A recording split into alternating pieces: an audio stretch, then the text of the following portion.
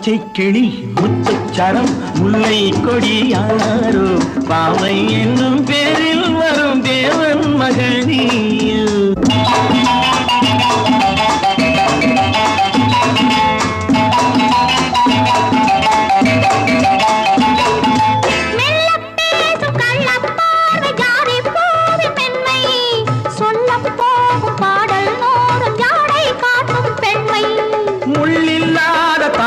போல தோகை மேனி என்று அள்ளும் போது மேலும் கீழும் ஆடும் ஆசை உண்டு.